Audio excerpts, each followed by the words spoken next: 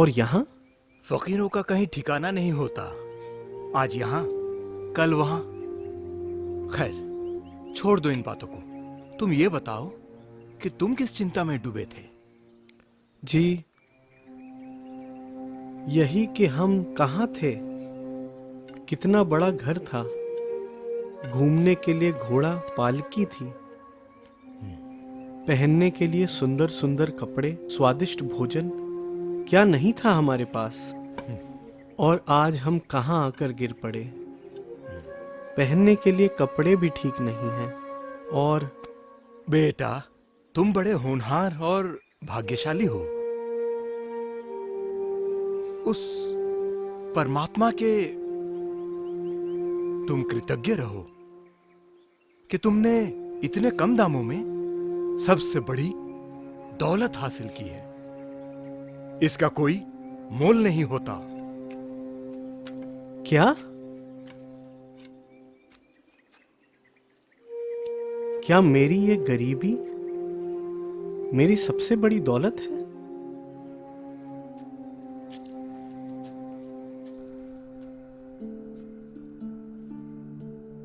मेरी गरीबी परमात्मा की बहुत कम दामों में बख्शी हुई सबसे बड़ी दौलत है।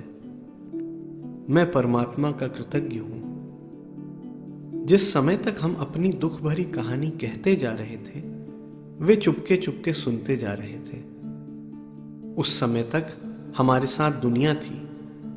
जैसे ही हुजूर चल पड़े, उनके अतिरिक्त दुनिया विलीन थी।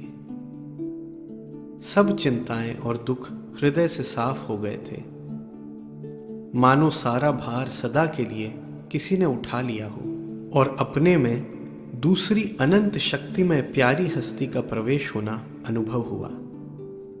अब तो केवल दीन और उकबा साथ है।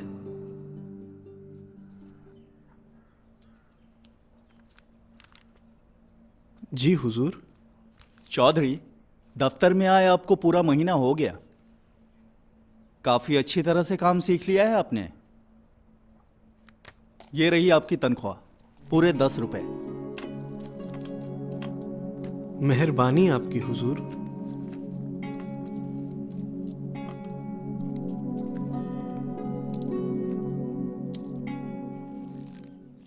जीजी? कौन? अंदर आइए।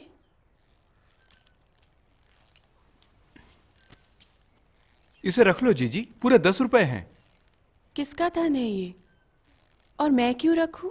आपका ही है बहन जी। क्या?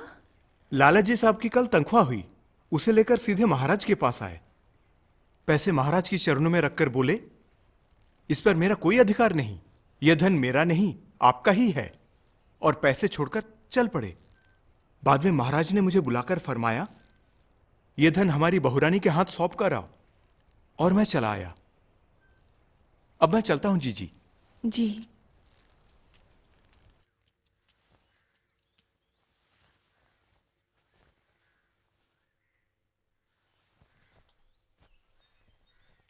कलेक्टर साहब ने उनके घर बुलाया था,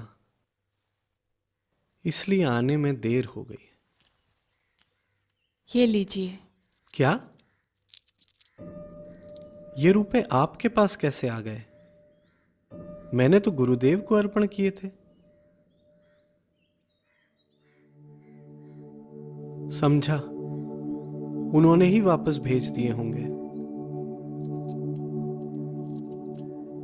कितने दयालु हैं हमारे गुरुदेव। वो ही तो हमें पालते पोसते हैं, कितना ख्याल रखते हैं हमारा। अब आपके पास भेज दिए हैं तो ये अमानत आपकी है, हमारी नहीं। आप ही इसे रख लो। वैसे तो घर का कारोबार आप ही संभालती हैं, और अब इस फकीर को संभालना भी तो आपका ही काम है।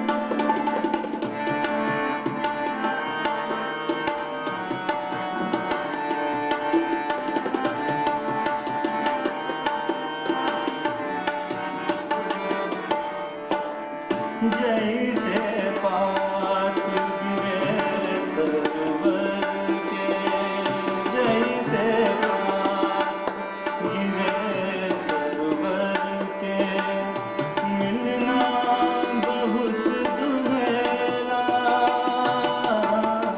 मिलना बहुत दुहेला, ना जाने।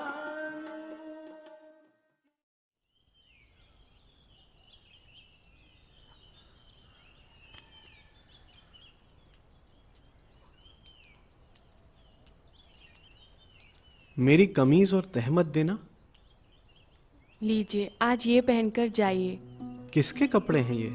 आपके हैं, दर्जी के पास से सिला के लिए हैं पूरे 2 आने देकर। मगर मुझे इसमें कोई लगाव नहीं। आप खुद के लिए लाती तो कुछ अच्छा होता। मैं दफ्तर थोड़ी जाती हूँ, आप जाते हैं। मगर अगर मगर कुछ नहीं, पहले ये पहन लीजिए।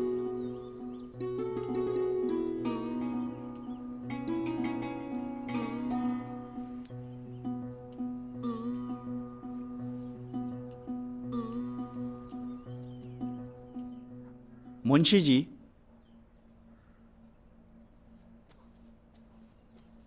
जी हुजूर। कल हमने चौधरी को घर पे बुलाया था दफ्तर की कुछ फाइलें लेकर, मगर मेहमानों की वजह से हम उन्हें मिल नहीं पाए। उनके 2 घंटे बर्बाद हो गए। ज़रा बुलाइए उन्हें। जी हुजूर। जी हुजूर।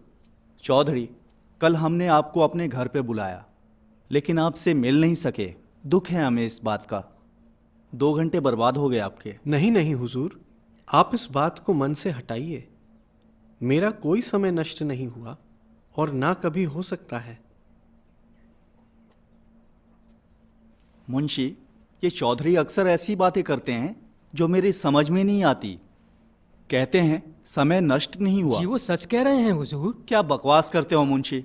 हुजूर, उनका कहने का मतलब है जो समय प्रभु की याद से खाली होता है वही नष्ट हुआ समझिए। और ये तो हर पल प्रभु की याद में ही काम करते हैं। ओ आई सी, इंटरेस्टिंग। अब समझ में आ रहा है कुछ कुछ। जाइए आप। जी हुजूर।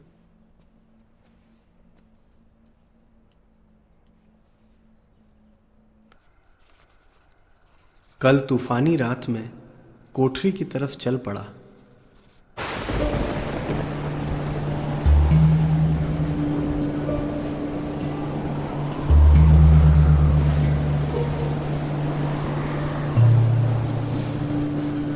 बुखार था, हाथ पांव भी कांप रहे थे।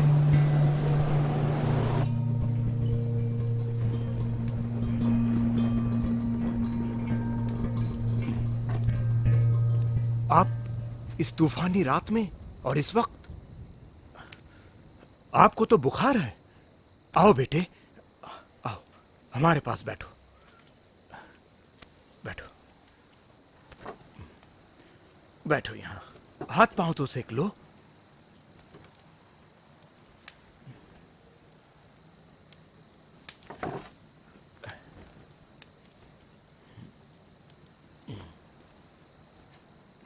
हुजूर महाराज ने पास बैठाकर हम पर रजाई ओढ़ दी और शायद हम होश खो बैठे।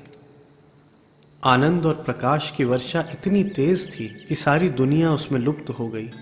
शरीर पिघल पिघल कर परमाणु रूप में नूरानी होता बहता चला जा रहा था। पृथ्वी, आकाश, तारे, जीव जंतु, पेड़ इत्यादि सब उस नूर में लीन थे। जब आंखें खुली तो महाराज साथ में ही बैठे हुए थे। उनकी इजाजत पाकर घर आया और सो गया। एक स्वप्न भी देखा। बहुत बड़ी भीड़ थी, उसमें बहुत से तेजस्वी महात्मा उपस्थित थे। अकस्मात एक तेजस्वी तख्त आकाश से नीचे उतरा। उस पर एक तेजस्वी महापुरुष विराजमान थे।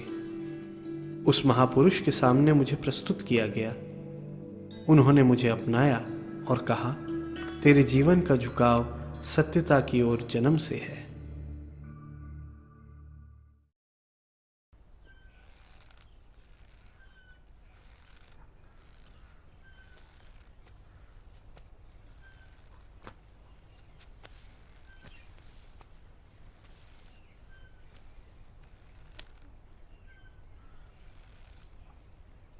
क्या हुआ? आप किस चिंता में हैं? जी हाँ, चिंता में तो जरूर हूं। क्या हुआ? दफ्तर में साहब नाराज हो गए क्या? जी नहीं, आज मैं दफ्तर से आ रहा था, सोचा दुकान से कुछ सामान खरीद लूं और दुकान की तरफ चल पड़ा। सलाम बहन जी, आइए। सलाम। गुड़ है आपके पास? जी है। दीजिए तो। नमस्ते हुजूर। अम्मा देखो तो कितने हसीन है ये। कौन? अम्मा मैं शादी करूंगी तो इनसे ही। बदतमीज, चुप रहो। नहीं अम्मा, मैं शादी करूंगी तो इनसे ही।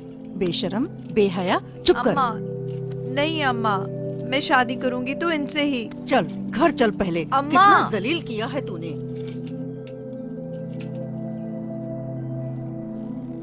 पता नहीं कौन थी वो लड़की। भाई साहब। कौन? सलाम भाई साहब, क्या मैं अंदर आ सकती हूँ?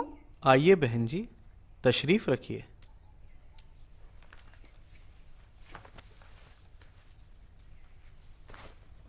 जी मैं कुछ। हाँ हाँ, कहिए बहन जी। आज 4 दिन बीत गए, मेरी लड़की ने ना कुछ खाया ना पिया। मैंने कितना समझाया उसे, मानती ही नहीं। जिद करती है शादी करेगी तो सिर्फ आपसे। कहती है मर जाऊंगी पर कुछ खाऊंगी पीऊंगी नहीं। मैं क्या करूं हुजूर, मेरी बेटी मर जाएगी हुजूर। आप शादी कर लो उससे, करोगे ना हुजूर? हमें सोचने के लिए वक्त दीजिए।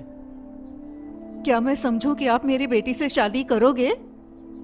नहीं नहीं, अभी हम कुछ नहीं कह सकते। मेरी बेटी मर जाएगी हुजूर। नहीं नहीं, हमें सोचने के लिए वक्त दीजिए। जी मैं फिर आऊंगी हुजूर। सलाम हुजूर।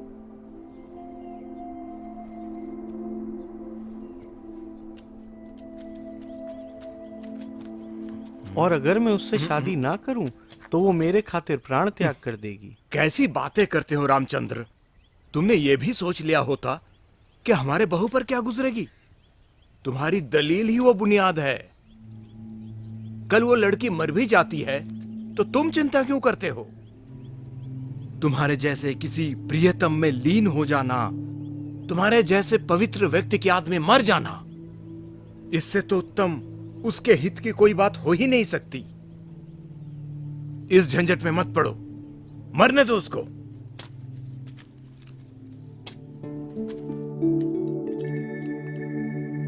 मेरी सहधर्मणी ने आज मेरी आंखें खोल दी। वह एक निष्कलंक चरित्र से हमारे सत्संग समाज को पवित्रता प्रदान करने वाली है। उनमें लोकोत्तर, पतिव्रत, शील, करुणा, अनुपम क्षमा, वात्सल्यता, सहज सौंदर्य, सदाचार, अदम्य साहस, त्याग, संयम, नियम, चरित्र की दृढ़ता इत्यादि गुण विद्यमान हैं। उन्होंने ही आज मुझे गिरकर खाक होने से बचाया। मुझ जैसे फकीर की कुटिया में रहते रहते प्रेमी प्रेमास्पद के आनंद में वो निरंतर लीन है। हरिश्चंद्र की तबीयत आज अचानक बिगड़ गई। मैंने वैद्यराज जी से दवा लाकर दी है। अच्छा ही किया। अब हम पूजा शुरू करते हैं।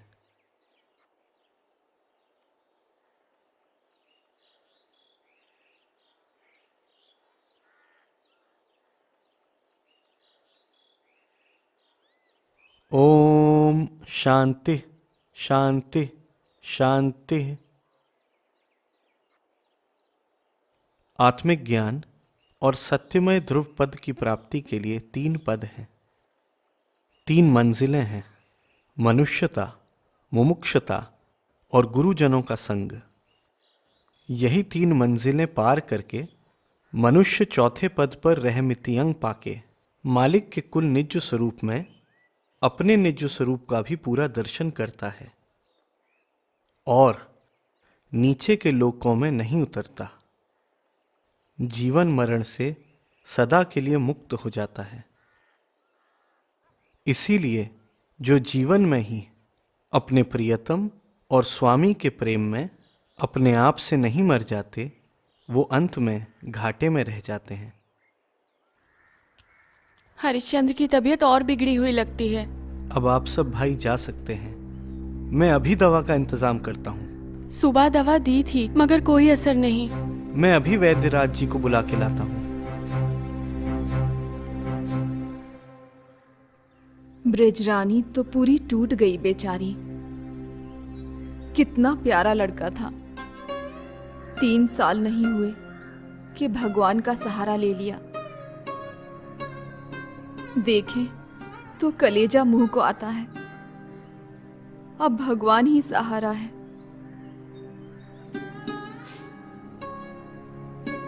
ये भगवान भी कैसे हैं, कुछ समझ में नहीं आता। एक हाथ से देते हैं तो दूसरे हाथ से छीन लेते हैं।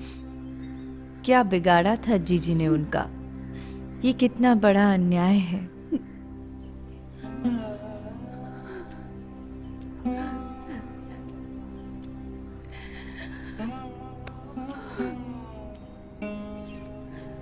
शोक मत कर ब्रजरानी, वो तो भगवान का प्यारा हो गया। जिस पर उसका प्यार आता है ना, उसे कोई रोक नहीं सकता। हम बहुत छोटे हैं उसके सामने, बहुत छोटे।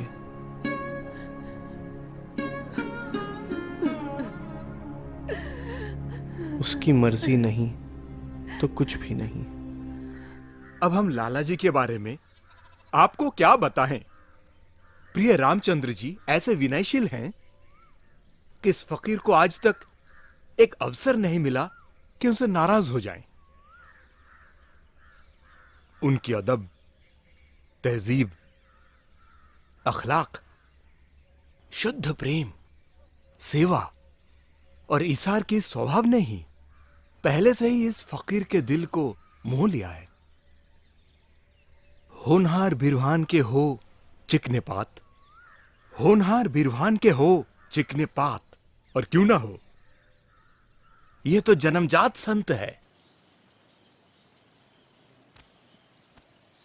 हुजूर, आप जैसा संत इस मुल्क में और कोई नहीं है। जी हुजूर। हुजूर, जिसे आप गले लगाते हो उसकी आत्मिक शक्ति नष्ट हो जाती है। कहाँ से पाई आपने ये शक्ति? गुस्ताखी माफ हुजूर, मगर आजकल रामचंद्र जी का नाम बहुत लोग लेने लगे हैं और इनमें कई मुसलमान भी हैं। अच्छा हुजूर, आप रामचंद्र को सीने से चिपटाकर उसकी रूहानी ताकत को नष्ट कर दो सरकार। हम भी काफी दिनों से यही सोच रहे हैं। मिलने तो दो हमें, ऐसा चिपटाएंगे कि नामो निशान मिटा देंगे। लो, नाम लिया और हाजिर हो गए। कौन? रामचंद्र जी इसी तरफ आ रहे हैं। अच्छा, अब आएगा मजा। हाँ हुजूर, अब आएगा मजा। छोड़ना नहीं हुजूर।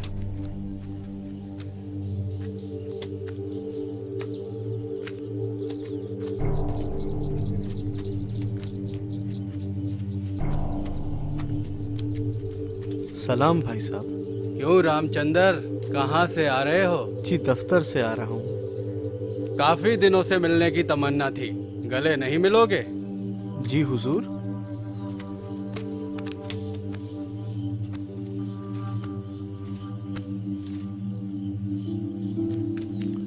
अच्छा तो मैं चलता हूँ।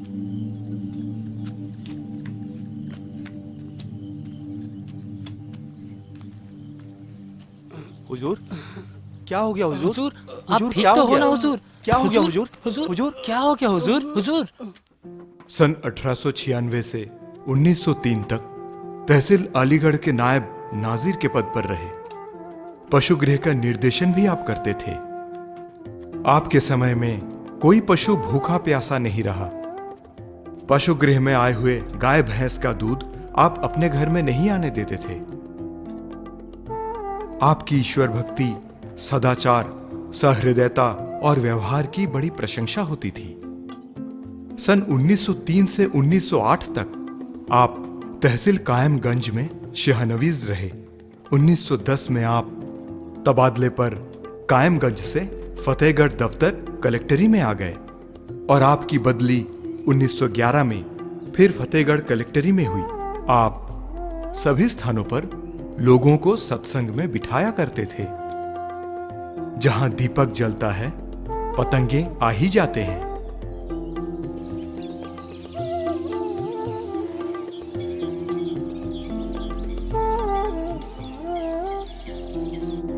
गृहस्थी से अच्छी कोई जगह नहीं जहां अपने ईश्वर का प्रेम पुजारी दूसरे संसारी मनुष्यों से छिप कर रह सके, दुनियादारी के तरीके रहनी सहनी रख सके। सबके भांति दुख उठाया तो लोग परेशान भी नहीं करते।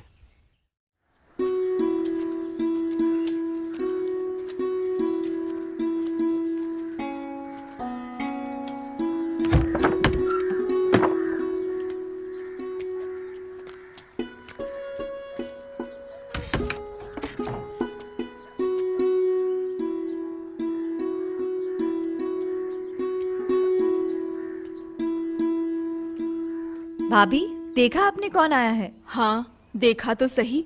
कितने दिनों बाद आए हैं ये लोग। भाभी, 15 सालों बाद आए हैं ये। और पलटन तो देखो घर में कितनी बड़ी पैदा की है। भाभी, ये तो आधी पलटन है। 2-3 लड़कियों की तो शादी भी कर दी जीजी ने। हाय राम, क्या कहती हो गौरी? सच भाभी, मैं ठीक कह रही हूँ भाभी। 7-8 लड़कियों के बाद हुआ है उनको लड़का, जगमोहन नारायण। और उनके साथ में जो लड़का था ना, वो उनका चचेरा भाई दलमोहन था। और भाई साहब का नौकर भी था उनके साथ। मुंशी जी। जी हुजूर। मुंशी, हमारी फाइल मिली क्या? जी नहीं हुजूर। जोशी को बुलाओ। जी हुजूर।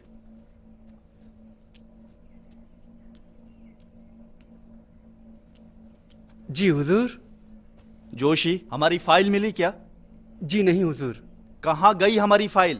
रिकॉर्ड मेंटेन करना किसका काम है? जाओ, चौधरी को बुलाओ। जी।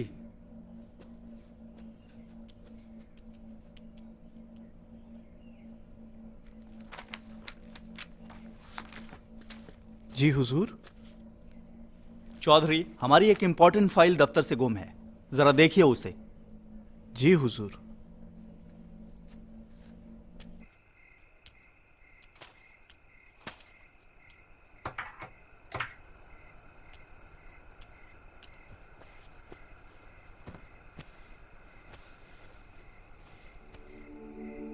कहाँ गई होगी वो फाइल?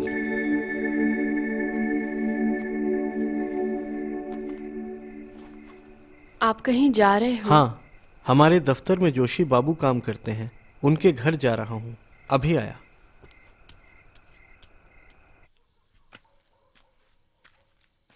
भाई साहब घर में हैं? कौन है?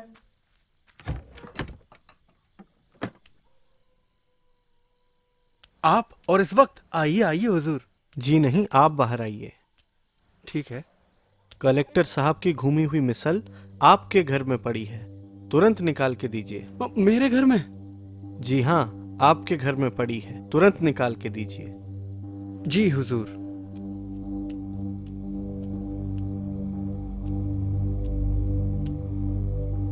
क्यों रखी थी आपके पास?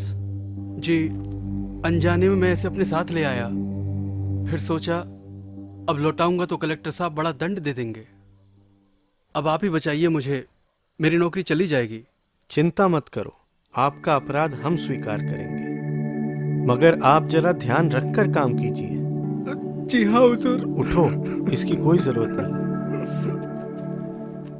पिताजी, हम वालीगढ़ वापस कब जाएंगे? अब वहां जाने की जरूरत नहीं है बेटी, अब हमारा काम फतेहगढ़ में ही होगा, और अब हम यहाँ दूसरा घर भी ले रहे हैं। तो क्या हम ये घर छोड़ देंगे पिताजी? जी हाँ, कल ही हम सब हमारा सामान लेकर यहाँ से जाएंगे। कहाँ घर लिया है पिताजी? तलैया गली में। क्या वो घर इस घर से बड़ा है? जी हाँ, काफी बड़ा घर है।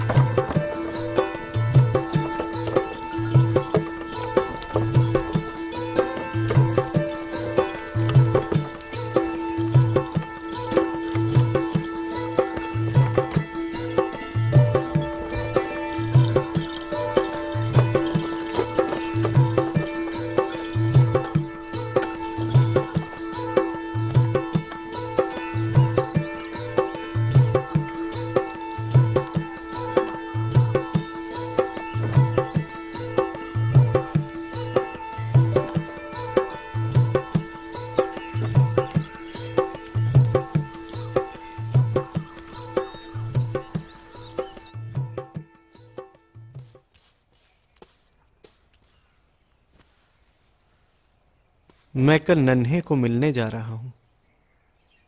क्यों, कुछ खास बात है? जी हाँ, वो बीमार है और भावस भी बीमार है। उसने अपने जीवन काल में जो दुख उठाए हैं, शायद ही कोई दूसरा उठा सकेगा।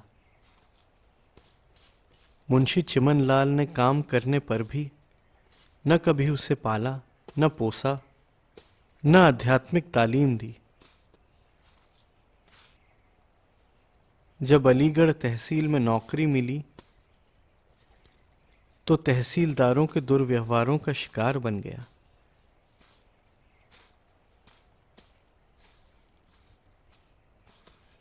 मैं कल उसे मिलकर आऊंगा।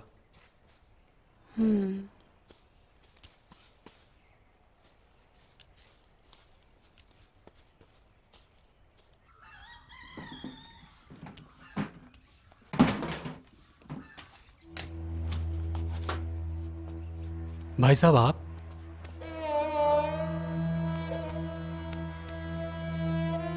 आइए भाई साहब।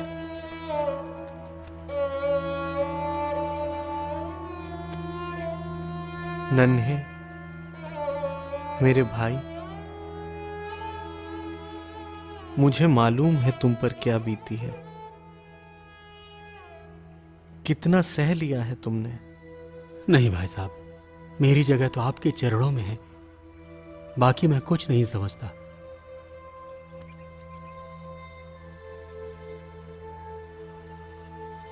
नन्हे, सत्य है कि तुम्हारी तपस्या बड़ी सच्ची है। मालिक तुम्हें आयुष्मान करे। तुमसे बड़ी आशाएं हैं। आज से हम में और तुम में लेक्ष मात्र भी अंतर नहीं है। वास्तव में फकीर मैं नहीं, तुम ही तो हो। महाराज, पंडित सूरज नारायण बहलवी और कोई विद्वान ब्राह्मण आए हैं, आपके दर्शन